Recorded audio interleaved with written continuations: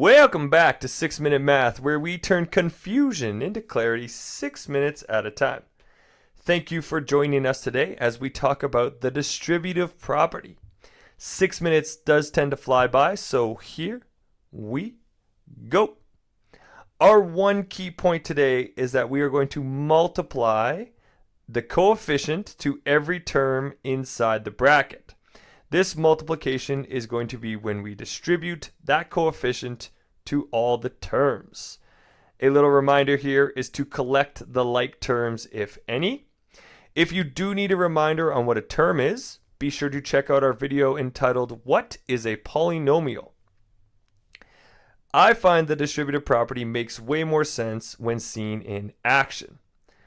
Let's use the example where I'm going to solve 4 times 5 minus 3. Now, using order of operations, I'm going to solve my brackets first with the 5 minus 3. So I would have 4 multiplied by 2.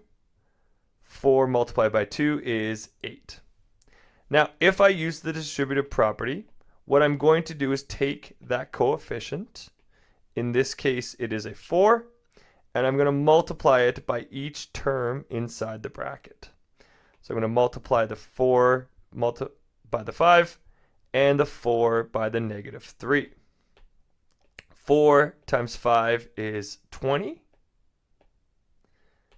4 times negative 3 is negative 12. 20 minus 12 is also 8. Now, if it was this easy, why would I be teaching this video? We aren't going to have terms inside the bracket that I can use addition and subtraction to solve. So another example here, I'm going to have 2 times 3x plus 4. I cannot solve or simplify 3x plus 4 first, so what I need to do is expand by using distributive property. I'm going to take my 2 and multiply by each term inside the brackets. 2 times 3x is 6x. 2 times positive 4 is positive 8. Again, I cannot simplify these terms because they are not like terms. Another example here, I'm going to simplify by expanding. Expanding means to get bigger.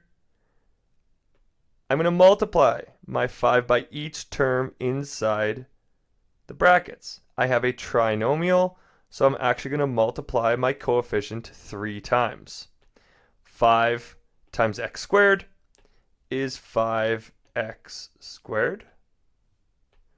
5 times negative 2x is negative 10x, and 5 times positive 3 is positive 15. Again, I cannot simplify my answer any further as none of these are like terms. One last example here where I'm going to simplify by expanding 3x times 2x squared plus x minus 4. I'm going to multiply my coefficient into the brackets, and this coefficient is all of 3x. Again, I have a trinomial inside the brackets, so I'm going to multiply 3 times. 3x times 2x squared is 6x cubed.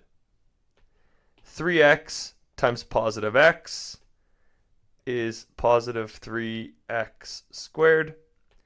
And 3x times negative 4 is negative 12x. Those are all the examples we have today for using distributive property.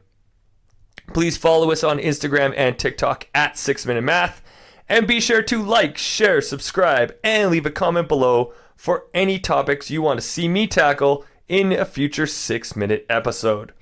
Always remember that the best way to get math is to practice math, so keep on practicing, and until next time, keep solving and evolving.